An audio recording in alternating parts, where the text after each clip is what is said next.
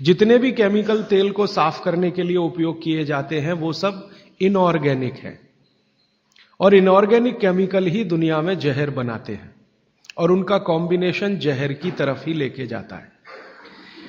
आज की दुनिया में मॉडर्निज्म के नाम पर, आधुनिकता के नाम पर जितने इनऑर्गेनिक केमिकल्स जगह जगह इस्तेमाल हो रहे हैं वो सब आपको धीरे धीरे उस तरफ ले जा रहे हैं जहां आप जहर अपने ही शरीर में पैदा कर दें। इसलिए रिफाइंड तेल, डबल रिफाइंड तेल गलती से भी मत खाइए। भागवत जी कहते हैं कि जिंदगी भर वात को ठीक रखना है, जिंदगी भर। तो वात को ठीक रखने के लिए सबसे सरल चिकित्सा वो बोलते हैं वो तेल का ही है। वो कहते हैं शुद्ध तेल खाइए। शुद्ध तेल माने घानी से निकाला हुआ तेल।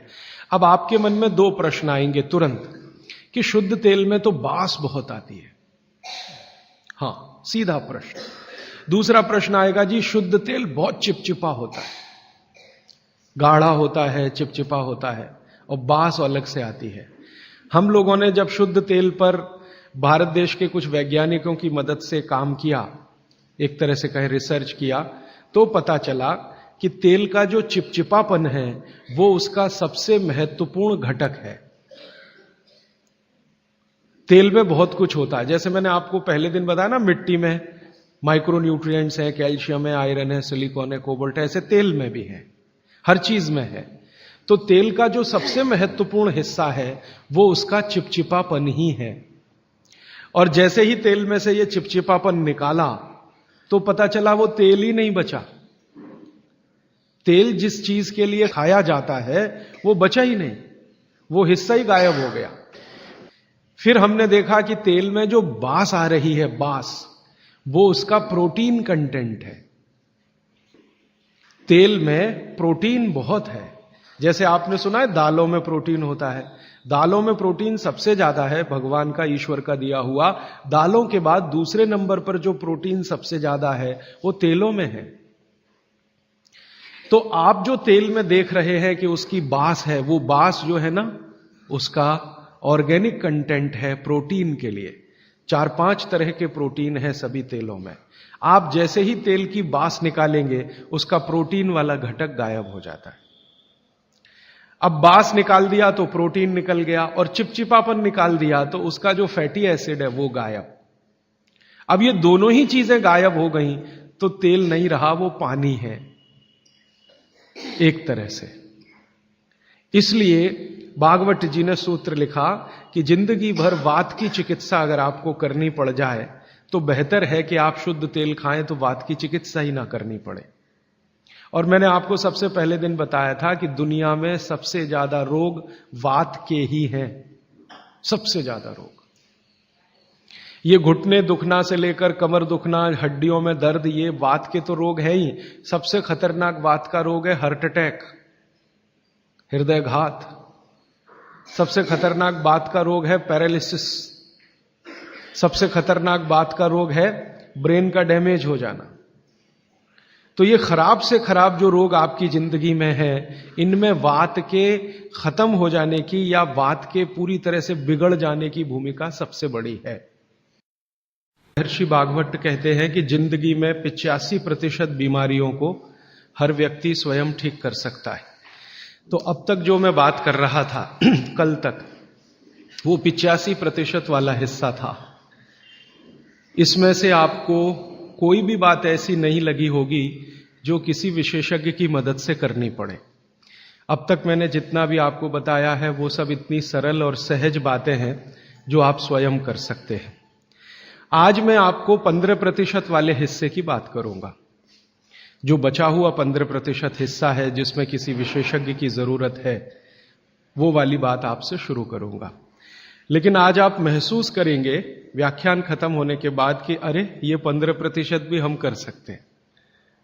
भागवत जी की यही खूबी है, वो ये मानते हैं कि दुनिया का हर व्यक्ति विशेषज्ञ हो सकता है। और वो ये भी एक जगह लिखते हैं कि मैं अकेला भागवत नहीं, मेरे बाद और भी हो सकते हैं। वो ये कहते हैं कि जो व्यक्ति भी अपने शरीर का सूक्ष्म अवलोकन कर सके, ऑब्जर्वेशन, सूक्ष्म माइक्रो लेवल पे, वो सभी विशेषज्ञ हो सकते हैं। तो विशेषज्ञ चिकित्सा के स्तर पर आज मैं उनका एक अध्याय आपके सामने लेता हूं। ऐसे उन्होंने लगभग 40 से ज्यादा अध्याय लिखे हैं, उसमें से एक मैं शुरू करता हूं। भागवत जी ये कहते हैं कि जब विशेषज्ञ चिकित्सा की बात आए, गंभीर रोग जैसे कैंसर है, डायबिटीज है, अर्थराइटिस है, तो इसमें वो कहते हैं कि भगवान ने, प्रकृति ने ऐसी व्यवस्था बनाई है कि विशेष गंभीर रोगों की चिकित्सा भी आप बहुत आसानी से, सहजता से कर सके। उसमें से उन्होंने एक जगह लिखा है कि इस पूरे ब्रह्मांड में, पूरी प्रकृति में ऐसी कई चीजें हैं जो एक साथ वात, पित्त और कफ तीनों को ठीक करने की शक्ति रखती है, एक साथ। बहुत कम चीजें ऐसी हैं प्रकृति में जो वात, पित्त, कफ तीनों को एक साथ ठीक रखें। कुछ चीजें ऐसी हैं जो वात को अच्छा रखेंगी, कुछ चीजें ऐसी हैं जो पित्त को अच्छा रखेंगी, कुछ चीजें ऐसी हैं जो कफ को अच्छा रखेंगी। वात को अच्छा रखने वाली सबसे अच्छी चीज जो आपके घर में है वो है तेल। तेल वो जिसमें आप सब्जियां बनाते हैं, तेल वो जिसमें आप सब्जियां बनाते हैं।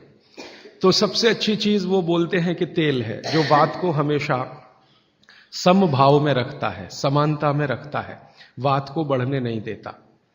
लेकिन उन्होंने एक शब्द पर जोर दिया है कि तेल का माने शुद्ध तेल। अब ये शुद्ध तेल उन्होंने लिखा 3500 साल पहले। आज के विश्लेषण में अगर हम ध्यान दें तो शुद्ध तेल का माने तेल की घानी से निकाला हुआ सीधा सीधा तेल, बिना कुछ मिलाए हुए सीधा सीधा तेल, कोई भी मशीन से निकाला हुआ सीधा सीधा तेल, उसमें कुछ नहीं मिलाया, मतलब नॉन रिफाइंड तेल। नॉन रिफाइंड तेल। अगर आप तेल खा रहे हैं तो भागवत जी का निवेदन है कि आप तेल शुद्ध खाइए, माने रिफाइंड तेल मत खाइए, डबल रिफाइंड तेल मत खाइए। अब आप कहेंगे जी क्यों नहीं खाएं, डॉक्टर तो यही बोलते हैं कि रिफाइंड खाओ, डबल रिफाइंड खाओ तो आपको हृदय घात नहीं आएगा, वगैरह वगैरह। ये जो रिफाइंड तेल है, मैंने इनको देखा है कैसे रिफाइंड किया जाता है। आप भी देख लें, कभी मौका मिले तो बहुत अच्छा होगा। किसी भी तेल को रिफाइंड करने में 6 से 7 केमिकल इस्तेमाल होते हैं और डबल रिफाइंड करने में 12 से 13 केमिकल इस्तेमाल होते हैं। वो सब केमिकल मनुष्य के द्वारा बनाए गए हैं प्रयोगशाला में। भगवान का बनाया हुआ एक भी केमिकल तेल को रिफाइंड नहीं कर सकता। भगवान का बनाया हुआ माने प्रकृति का दिया हुआ, जिसको आप अंग्रेजी में कहते हैं ऑर्गेनिक। ऑर्गेनिक एक भी केमिकल नहीं है जो तेल को साफ कर सके, एक भी केमिकल दुनिया में नहीं है।